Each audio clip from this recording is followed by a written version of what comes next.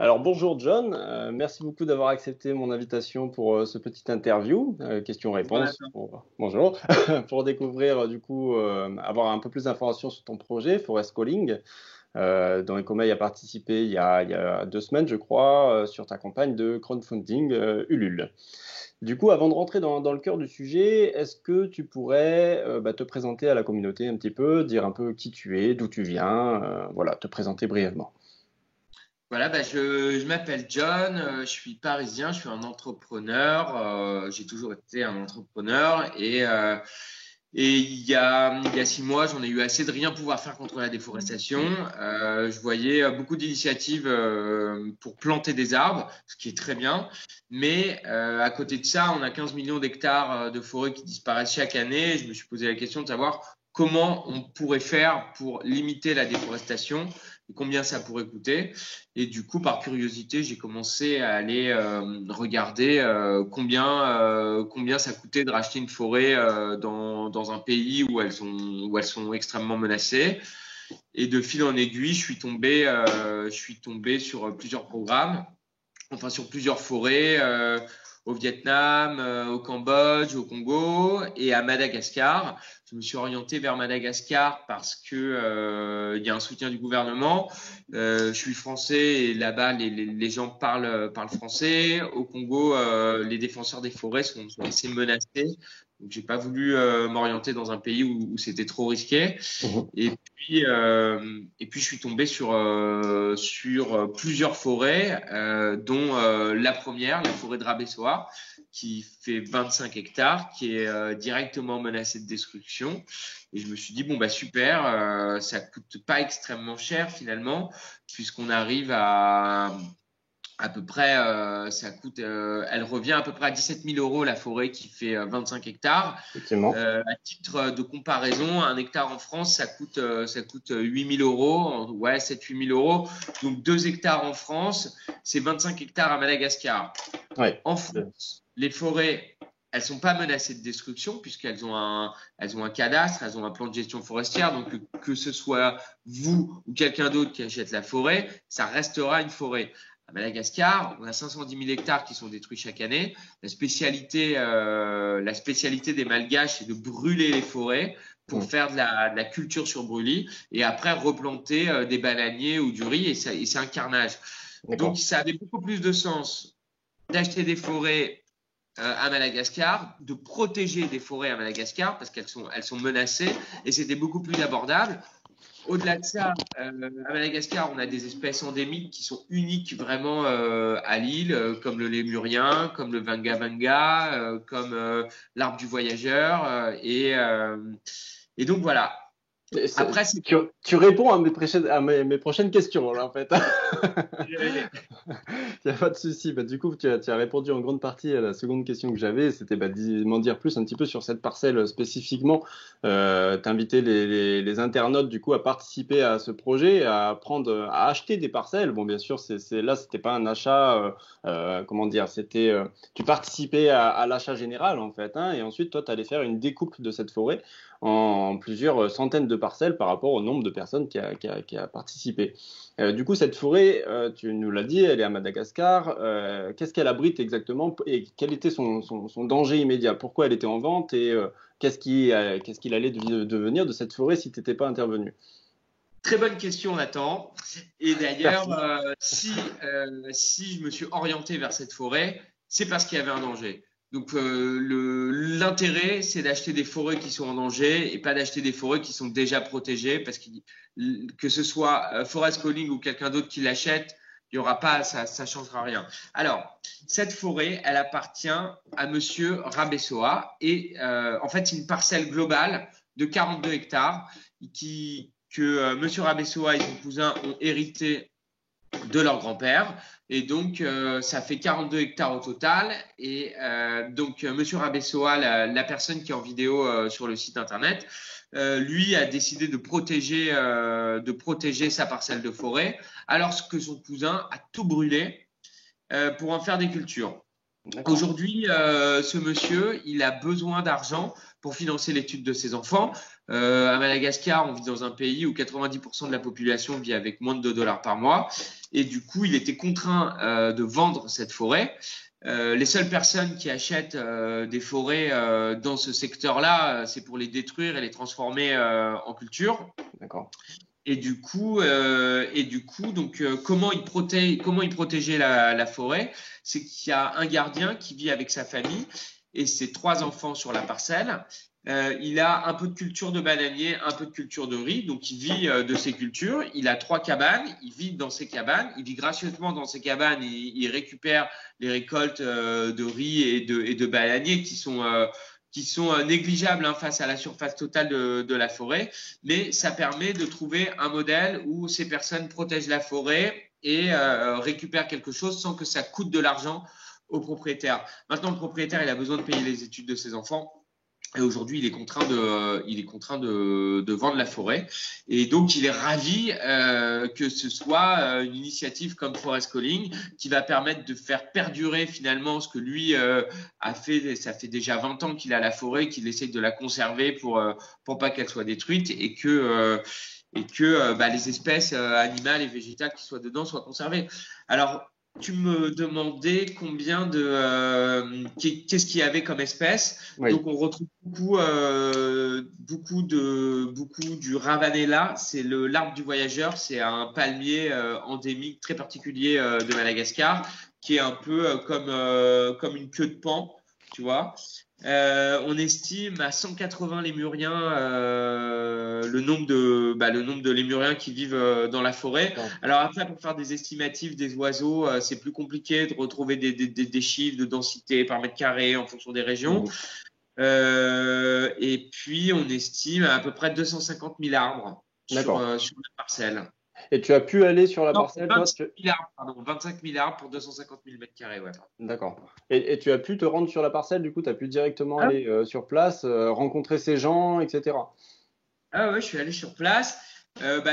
Toutes les vidéos qui sont sur le site, c'est moi qui les ai faites. Je suis allé sur place. Alors c'est vraiment, c'était une aventure. Hein. Pour arriver dans la forêt, c'est 2 jours de route de la capitale. Les routes à Madagascar, elles sont dans un très mauvais état.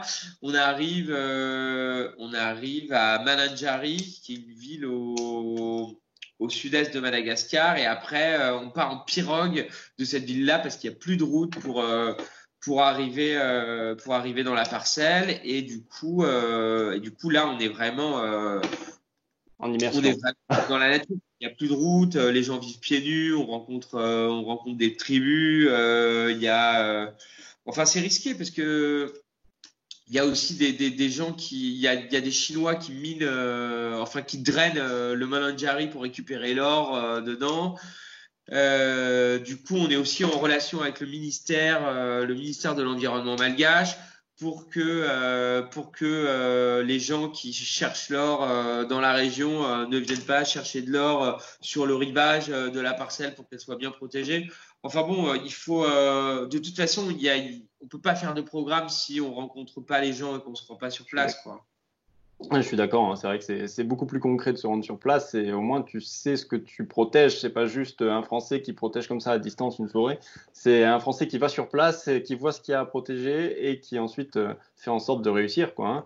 Du coup, ça m'amène à la suite. Tu as lancé une campagne de financement participatif sur Ulule. On y a participé, et est-ce que tu peux nous dire un petit peu le compte rendu, qu'est-ce que ça a donné cette campagne? Est-ce que c'était satisfaisant, et surtout est-ce que la campagne a permis d'acheter réellement cette parcelle, et donc de passer à l'action, le but de ton projet, donc de racheter cette forêt. Est-ce que ça a suffi? Ouais. Alors déjà peut-être commencer par pourquoi des t-shirts, et pourquoi vendre des t-shirts qui permettent de sauver des parcelles de forêt. Oui. Parce qu'en fait, je me suis dit que d'aller faire un appel aux dons directement, ça allait marcher une fois, mais ça allait pas me permettre d'acheter une autre forêt et de sauver une autre forêt. Enfin, pas moi, hein, l'association. Hein, on est bien d'accord. Je fais pas ça pour me créer un patrimoine. Du coup, j'ai essayé de trouver une forme une forme qui permettait à chaque personne qui ne franchissait pas le pas pour faire un don, parce que il y a plein de gens qui font pas de dons. On peut faire des dons aujourd'hui à pas mal d'associations qui sauvent les forêts. Et donc, je voulais créer un lien qui soit autre que le don et qui permette aussi d'avoir une transparence totale entre son acte et la parcelle qu'on avait sauvée. Mmh. Donc ça, c'était très important. Donc, je me suis dit, pourquoi pas commencer par des t-shirts. C'est des vêtements qu'on porte souvent, qu'on va souvent acheter dans des grandes enseignes, qui sont pas souvent respectueux de l'environnement. Donc, vendre un t-shirt à un prix abordable, qui soit complètement éthique, qui permettent de sensibiliser chaque personne et qui crée un lien direct avec la parcelle qui est préservée. Je trouvais que ça avait plus de sens et que ça pouvait être reproductible et que j'allais pas faire la course au don une fois et après me demander comment j'allais pouvoir sauver une seconde forêt. D'accord. Voilà. Alors la campagne Ulule, c'est évidemment un succès. Donc il fallait vendre 1000 t-shirts pour arriver au financement complet de la forêt. Donc on est arrivé à 1/5 de cet objectif, mais 1000 t-shirts c'était assez audacieux sur la campagne Ulule. Bon, après les campagnes de crowdfunding c'est très bien, mais l'environnement il est quand même pas hyper adapté à de la vente de t-shirts avec les choix de taille, de modèles. On se retrouve à faire beaucoup de traitements manuels derrière. Beaucoup de travail. Et pour l'instant, je porte quasiment tout seul ce projet et je voulais pas me retrouver à devoir gérer 500 commandes manuellement. Là, déjà, j'en gère 200. C'est beaucoup de travail. Maintenant, l'objectif, c'est de sortir, de publier le site internet où tout va être automatisé, où ça va être beaucoup plus simple à gérer. Mais oui, cette campagne Ulule, c'est un succès. Ça a prouvé que les produits plaisaient, que c'était possible de sauver une forêt rapidement, juste avec un peu d'ingéniosité et sans tellement de fonds, quoi. Parce que au final, lancer une campagne, ça nécessite pas beaucoup de fonds. Et en fait, c'était aussi pour lancer un message, quoi. Si on veut sauver des forêts de la destruction, c'est possible avec peu de moyens. Regardez, et j'invite tous ceux qui ont des initiatives semblables à celle-là à ne pas hésiter et à foncer parce que la planète en a besoin. Ça, clairement, je suis bien d'accord avec toi. Du coup, est-ce que l'achat de la parcelle, ça a été fait? Tu as pu finaliser avec l'association, du coup, l'achat de la parcelle ou c'est toujours en cours? Alors pour tout te dire, en fait quand je suis allé à Madagascar, j'ai signé une promesse de vente où j'ai avancé une partie de la forêt. Là, j'attends que les frontières soient réouvertes pour aller finaliser l'acte définitif. J'ai renvoyé de l'argent parce que je devais la signer le 23 mars. Enfin, on devait signer la vente définitive le 23 mars. Avec le coronavirus, les frontières sont fermées. Ouais. Il faut savoir que le propriétaire attendait ses ressources pour fin mars. À Madagascar, il n'y a pas du tout le système social qu'on a en France. C'est-à-dire qu'ils travaillent au jour le jour, ils travaillent une journée, ils sont payés le soir. Là, avec le coronavirus, ils sont confinés, ils gagnent pas d'argent. Donc, je me suis débrouillé avec des plateformes de transfert en ligne parce que même un transfert international avec la banque, c'est pas possible pour leur donner un peu d'argent pour qu'ils puissent se nourrir parce que c'était un peu galère pour eux. Et là, je retourne dès que les frontières réouvrent pour finaliser la vente. Cette campagne Ulule aussi, elle a permis de trouver les fonds j'ai trouvé une solution pour qu'on m'avance les fonds pour finaliser l'achat de la forêt, des fonds que je débourserai par la suite, mais c'est parce que la preuve du concept a été faite par la campagne Ulule que ces fonds ont été débloqués. Et du coup, la forêt, l'acte de vente définitif n'est pas signé, mais elle est sécurisée. On a une promesse de vente qui a été rédigée devant un notaire avec des actes, avec toute la situation juridique qui avait été éditée auprès de l'administration. Enfin, tout est fait dans les règles et dès que les frontières vont être ouvertes, vont réouvrir, je vais m'y rendre pour finaliser l'achat de cette première forêt et signer la promesse de vente d'une seconde forêt. D'accord. Et alors t'embrayes direct sur une seconde. Ouais. et c'est un projet qui est hybride. Donc là, c'est une forêt. En fait, c'était une forêt complète il y a 40 ans. Ça fait 100 hectares, donc c'est 4 fois plus grand. Oui. Il y a la moitié de la forêt qui reste de la forêt primaire et l'autre moitié qui a été détruite pour en faire, pour être reboisée, mais en eucalyptus. Donc l'eucalyptus, c'est un peu comme le pin Douglas en France. Donc ça pousse vite, c'est rentable, mais ça détruit les sols, ça empêche à la biodiversité ça empêche qu'il y ait une bonne biodiversité parce que c'est des arbres qui sont hyper acides. Et du coup, l'objectif, donc, c'est racheter ces 100 hectares. Donc, sur ces 100 hectares, il y a une pépinière. Donc, il y a 4 personnes qui travaillent à plein temps pour planter des arbres sur le terrain. D'accord. Donc là, déjà, ils ont mis le haut là sur la destruction des forêts de la forêt primaire qui existait encore. Donc l'objectif, c'est de racheter ces 100 hectares et donc protéger les 40 ou 50 hectares de forêt vierge et engager la transition et repasser du eucalyptus à des espèces beaucoup plus variées et redonner vie à la forêt qui existait il y a 40 ans. Et donc ça, c'est Et du coup, pour cette nouvelle forêt, ça s'appuiera donc sur la vente de t-shirts sur le site que tu vas bientôt lancer, c'est ça? Alors, le site va y avoir la vente de t-shirts. Après, va y avoir donc la vente de t-shirts, c'est une source de revenus. On est en train d'intégrer YouCare, qui est un moteur de recherche qui permet de financer des causes. Donc, on va intégrer la cause Forest Calling. Il y a des offres qu'on est en train de développer auprès des entreprises. Une entreprise qui souhaite sponsoriser un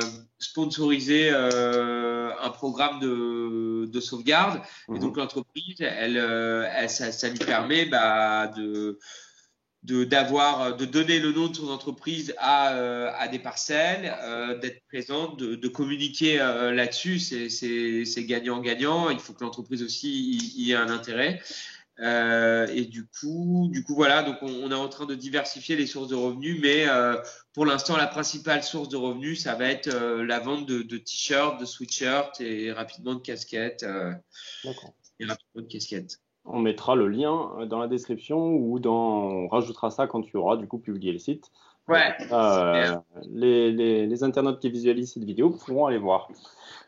Du coup, ensuite, qu'est-ce que je voulais te dire? Oui, je voulais te demander, est-ce que tu penses un jour, bon, tu l'as expliqué au tout début, que la France, effectivement, c'est très cher pour acheter des forêts, mais est-ce que tu penses potentiellement faire la même chose en France ou pour l'instant, tu te concentres sur les zones où justement les parcelles sont bien moins chères, donc tu peux sauver bien plus de forêts qu'en France, par exemple? Alors, l'objectif, c'est d'avoir l'impact maximal positif pour l'environnement. Oui. Les forêts en France, il faut savoir que Napoléon, il y a 2 siècles, a mis en place une politique de reforestation et la surface des forêts en France a doublé depuis 2 siècles. En plus de ça, les forêts, elles ont des cadastres. Donc, toutes les forêts, elles sont protégées. C'est des terrains qui sont non constructibles, qui ont des plans de gestion, qui sont validés par le gouvernement. Et au final, quand on achète une forêt, la seule chose qu'on peut faire, c'est changer un peu le plan de gestion, mais on peut pas la détruire. Donc, l'impact pour l'environnement, quand on achète une forêt en France, il est pas énorme, quoi, parce que la forêt, elle est pas directement menacée. Donc, la forêt, elle est chère. La forêt, elle n'est pas menacée. Et au final, acheter une forêt et immobiliser autant d'argent pour avoir cet actif-là, ça a très peu d'impact, quoi. Et avec la même somme, on peut aller à Madagascar, on peut aller au Brésil, on peut aller en Afrique, partout où il y a des forêts tropicales, donc on peut aller en Indonésie, vraiment sauver de la destruction des parcelles. Qui vont coûter 1 hectare, ça coûte quasiment 10 fois moins cher et on le sauve directement de la destruction. Donc l'impact pour l'environnement, il est bien plus important quand on va acheter des forêts tropicales qui sont menacées plutôt que de préserver des forêts en France.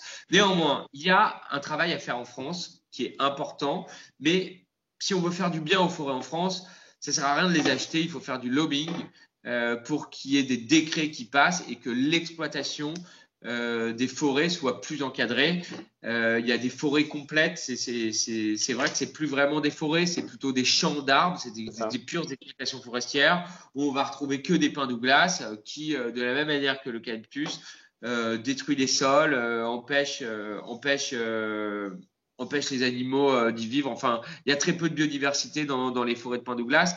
Donc, ce serait plus intelligent de vraiment s'investir pour faire du lobbying et obliger toutes les exploitations forestières à avoir une diversité et pas avoir juste Pas de la monoculture et de la destruction massive aussi, parce ils coupent tout. Et ensuite, tous les habitats des différents animaux qui y vivent sont complètement détruits. Donc ça, c'est catastrophique, quoi, hein. La coupe dure, ça devrait effectivement changer. Après, c'est de la coupe dure, mais c'est de la coupe dure. Il coupe une parcelle et puis il coupe pas tout d'un coup et il les coupe au bout de 50 ans ou 30 Mm. ans. Ça dépend le temps que l'arbre arrive à taille adulte. Donc oui, quand on voit les coupes dures, ça fait mal au cœur parce qu'on voit tous ces arbres qui sont détruits. Mais tu vois, sur la globalité de la France, la surface de forêt, elle augmente tous les ans quand même, quoi. Mm. Donc après, il y a la filière du bois. Bon, il y a quand même une gestion qui est pas mal faite, qui peut être améliorée, mais quand tu sais que tu as 510 000 hectares qui sont détruits chaque année à Madagascar, Ouais, il y a de quoi faire déjà. le comparatif, il n'y a pas de comparaison, quoi.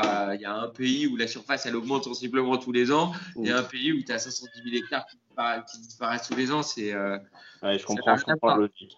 C'est clairement plus intéressant effectivement d'aller agir là-bas. Et du coup, comment tu fais pour avoir connaissance de ces forêts en vente? Parce que je suppose que tu passes pas par le bon coin, hein, comme ça marche pas Bah, comme ça. j'ai commencé quasiment par le bon coin, hein, par Ah oui, Jumia. C'est c'est un peu un mélange entre le Bon Coin et eBay et Deliveroo en Afrique. C'est la plateforme leader en Afrique et c'est comme ça que j'ai trouvé les programmes, hein. d'accord. Ah, et je pensais pas, tu vois. Je savais Ouais, pas. ouais. Je me demandais justement comment tu faisais pour trouver des parcelles en vente dans ces pays qui sont pas juste à côté quand même.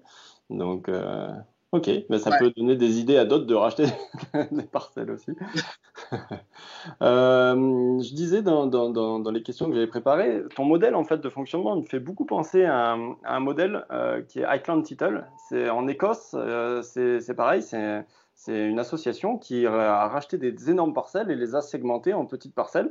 Et elle propose aux internautes d'acheter des petites parcelles, d'acheter entre guillemets, hein, devenir propriétaire et d'avoir bah, un titre. Par exemple, là c'est le titre de noblesse en Écosse, hein, bon c'est fictif. Mais du coup, je me demandais, est-ce que tu t'en es inspiré ou tu connaissais pas du tout Ouais, je ne pas du tout. Eh ben voilà, je te fais connaître ça. Alors, attends, tu vas me renvoyer le nom et tout ça derrière. Je connaissais pas du tout.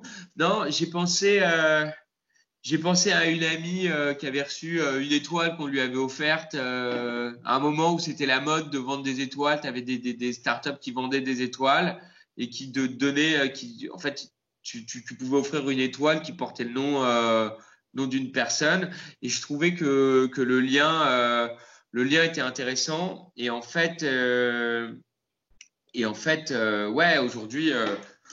aujourd'hui, on a besoin de comprendre à quoi sert une contribution qu'on va faire, quoi. Parce qu'il y a tellement de moyens de donner de l'argent à des associations alors que ce soit pour l'environnement, pour la santé.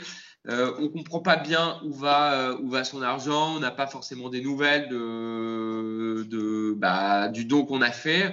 Et moi, je voulais que ce soit plus qu'un simple don, quoi, que les gens soient identifiés vraiment à la forêt.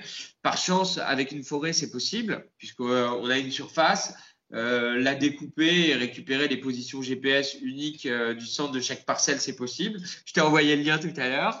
Ouais. Et je trouvais ça très intéressant. Je trouvais ça très intéressant. Et même, enfin, et puis, au-delà de ça, ça permettait de raconter quelque chose autour du t-shirt, que les gens parlent Mm. de cette démarche et sensibiliser euh, plein de gens à faire le pas pour sauvegarder des forêts de cette manière-là, alors qu'ils n'auraient jamais fait la démarche d'aller faire un don en direct. Ça, c'est fort probable. Et du coup, quand tu vas aller sur place, tu vas prendre des vidéos, tu vas continuer à montrer un petit peu le résultat de ton travail et du travail de l'association. Tu vas essayer de communiquer un peu là-dessus. Ah bah oui, évidemment, évidemment. Là, je vais retourner dans la forêt. Cette fois, je saurais utiliser le drone pour mettre des photos parce que je l'avais, mais bon, je savais pas l'utiliser. Du coup, j'aurai plus de vidéos. Je vais passer plus de temps dans la forêt pour essayer de shooter les lémuriens, enfin de prendre en photo les lémuriens. Précise bien. Parce que ça prend du temps, il faut passer un peu de temps. La dernière fois, je suis allé vite. Enfin non, mais je suis resté 10 jours, mais finalement 10 jours, c'est court hein, quand tu sais que tu as 2 jours de voyage pour arriver dans la forêt. Tu arrives, tu es un peu épuisé. Enfin bon, c'était compliqué, donc passer un peu plus de temps dans la forêt. Il faut aussi, enfin bon, il y a quelques travaux à faire dans la forêt pour la protéger des feux qui puissent arriver des parcelles alentours. On va poser des pancartes aussi pour que les gens sachent bien que c'est une forêt protégée. Il faut donc j'ai parlé avec le maire du Patelin à côté. J'aimerais bien trouver un deal où on les aide. Ils sont en train de construire une école, les aider à avancer la construction de l'école et aussi que les populations locales soient vigilantes à ce qu'il n'y ait pas de braconniers qui viennent dans la forêt et passer un peu plus de temps. Hein. Il faut rencontrer les humains, il faut apprendre à les connaître. Donc ouais, faire un voyage un peu plus long et après partir sur la deuxième forêt, signer la promesse de vente de la deuxième forêt. Alors là, il va y avoir un travail sur le programme qui va être un peu plus compliqué parce qu'il y a plus de choses à faire. Il va y avoir des projections entre les. En fait, sur ce premier programme, l'investissement, il est surtout sur l'achat de la forêt. C'est en achetant la forêt qu'on la protège, en liant des partenariats aussi avec les populations locales. Mais ça existe déjà sur le deuxième programme. Il y a une partie qui existe déjà. Donc ça, quand on protège, il faut juste s'assurer que ce soit protégé. Mais il y a toute la deuxième partie où il va falloir engager la transition de toutes ces parties qui sont boisées en eucalyptus et replanter les espèces qui étaient auparavant. Et donc là, il y a plus de travail, il y a plus d'investissement humain. Et donc il y a un travail, le programme est plus complexe, quoi. Plus complet. Hein. Ah, mais c'est intéressant, hein. C'est bien en plus que tu puisses directement partir sur une deuxième parcelle. Enfin, ça montre aussi que ton association elle est en mouvement et que ça y est, vous démarrez, quoi. Parce que il me semble que l'association est assez jeune quand même. Hein. Je suis immatriculé au mois de janvier 2020. Ouais, donc c'est un super démarrage au final, parce que déjà une parcelle de protéger, c'est déjà bien. Et là, tu vas passer à potentiellement une deuxième. C'est vachement bien. Ah ouais, c'est super. Et du coup, tu travailles tout seul ou tu t'entoures un petit peu d'équipes, de partenaires, tu essaies de fonctionner comment? Alors De bénévoles aussi? pour l'instant, je suis un peu tout là. Je suis seul, mais je suis accompagné par Make Sense, qui est un propulseur de projets à dimension environnementale ou sociale. Et donc, ouais, non, pour l'instant, je suis seul. Je vais être encore seul, je pense, jusqu'au mois de septembre avant de pouvoir former une équipe, mais ça me permet d'aller très vite au final. Ouais. Au moins, tu gères tout de A à Z, tu sais exactement ce que tu fais. Et Ouais, ouais. Je fais que des choses qui sont dans mes champs de compétences.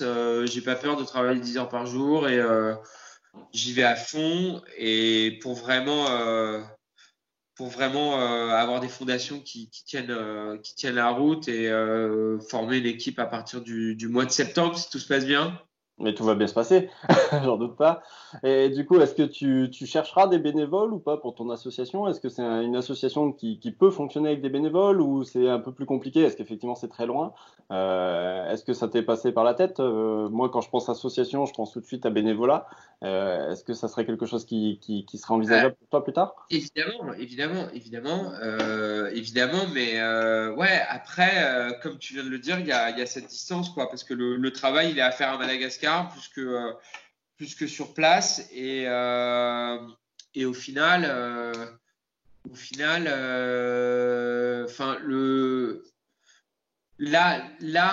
récupérer, tu vois, sur le deuxième programme, récupérer les 4 personnes qui bossent dans la pépinière. qui bossent à plein temps dans la pépinière et qui ont un salaire qui est au-dessus de la moyenne à Madagascar. Ces 4 personnes, ça coûte 200 € par mois. Tu vois, et c'est des gens qui sont ravis d'avoir ce travail-là, qui est mieux payé que la moyenne, qui est où finalement j'ai vu avec la personne qui gère actuellement la pépinière, il travaille pas à plein temps, c'est un gros mi-temps quoi, il travaille pas à plein temps. Et du coup, je me dis, je préfère me consacrer à faire travailler des Malgaches à Madagascar, des gens qui ont besoin d'argent, où on trouve de quoi les rémunérer. Et ça a plus de sens que de faire venir un Français pour aller là-bas et faire peut-être moins bien que eux qui vivent déjà là-bas les choses. Alors c'est sûr que par la suite, il va y avoir une gestion de l'association qui va être faite à Paris et là, oui, bien sûr que on aura besoin de bénévoles. Maintenant, moi, je suis ouvert à tout. Hein. Je t'explique un peu juste le fonctionnement. L'objectif, c'est vraiment d'essayer d'aider les Malgaches. Après, oui, je suis ouvert à tout. Hein. D'accord. Ok. Bah ça, de toute façon, je suppose que si un jour le besoin s'en fait sentir, tu le communiqueras sur ton site. Ouais. Du coup, ça m'amène à une des dernières questions. C'était savoir un petit peu aujourd'hui si des utilisateurs d'Ecomail veulent t'aider dans le projet, veulent soutenir le projet. Donc, pour l'instant, c'est financièrement. Qu'est-ce qu'ils doivent faire? Est-ce qu'ils peuvent aller sur ton site? Est-ce que tu as un système de dons toujours en place? Comment ça se passe? Alors, il y a un système de dons qui est en place. Il y a un système de dons qui est en place. En gros, c'est un don, mais qui donne droit à un certificat de sauvegarde. Alors, c'est un petit peu expliqué, mais c'est pas encore hyper bien expliqué sur le site. Mais en gros, vous pouvez faire des dons. L'équivalent, en gros, avec 10 euros, on sauve. En gros, 1 m² de forêt, ça coûte à peu près, toute charge comprise, ça coûte à peu près 10 centimes d'euros. Donc, avec 10 euros, je sauve 100 m² de forêt. Donc, vous faites un don de 10 euros. Vous avez un certificat de sauvegarde avec la position GPS unique de la parcelle qui sera à votre nom et qui certifie que vous savez sauver 100 m² de forêt. Donc, ça, c'est possible dès à présent depuis le site internet. Après, vous pouvez collecter des dons pour nous, organiser une fête d'école avec une vente de gâteaux à l'école. Vous pouvez organiser un marathon. Vous pouvez organiser une collecte. Si une collecte, vous pouvez aussi partager les actions. Donc, si vous n'avez pas les moyens de faire un don, partager les actions, ça nous sert beaucoup parce que ça permet de faire connaître nos actions. Après, pour soutenir, donc il y a tout un aspect entreprise qui est en train de se mettre en place où là, il faudra prendre contact. Via le site et puis bientôt la vente de t-shirts sur le site en ligne. D'accord, ouais, ça fait pas mal de canaux pour, pardon, pour vous soutenir. Du coup, je mettrai tous les liens en description de la vidéo et dans le mail que j'enverrai aux différents utilisateurs d'Ecomail. Comme ça, ils pourront se faire une idée et consulter ton site en détail. Voilà, donc je pense avoir fait le tour de toutes les questions. En tout cas, je te remercie beaucoup pour le temps que tu m'as accordé pour cette interview. Je trouve que c'est très important, comme tu le disais dans tes réponses, qu'on arrive à rendre concret les dons, c'est-à-dire qu'on arrive à montrer ce qu'il y a derrière un don, que ce soit pas juste un don. Actuellement, Ecomail, on a fait une quinzaine de dons, des dons maintenant qui sont à hauteur de 1000 euros parfois. On essaye tout le temps, à chaque fois, d'avoir des retours sur ce don, d'avoir des retours sur les actions réalisées par les associations. Et du coup, ce format-là, tu vois, de pouvoir discuter ensemble comme ça et de pouvoir le montrer aux utilisateurs, pour moi, je trouve que c'est déjà une manière de montrer quelle personne gère l'association et qu'est-ce qu'elle fait de l'argent qu'on lui donne via le projet Ecomail.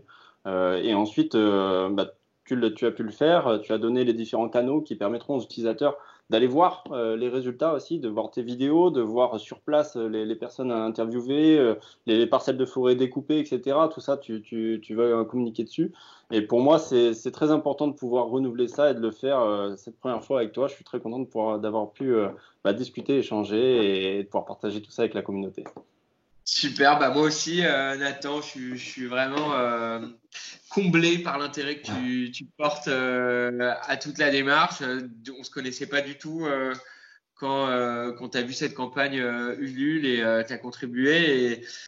Et ouais, c'est très encourageant d'avoir des gens comme toi au début de l'aventure qui soutiennent le projet. Ouais, merci beaucoup. Et puis, bah, je te dis à très vite. On va quitter l'enregistrement. Et bah, n'oubliez pas, pour tous les utilisateurs qui nous regardent, je mettrai les liens en description. Vous pourrez tout retrouver en dessous de la vidéo. Et si jamais vous avez des questions, n'hésitez pas à contacter John directement sur son site. Je pense qu'il se fera un plaisir de vous répondre. Voilà, voilà. Super. À Merci bientôt tout le beaucoup. monde. Salut! Au revoir.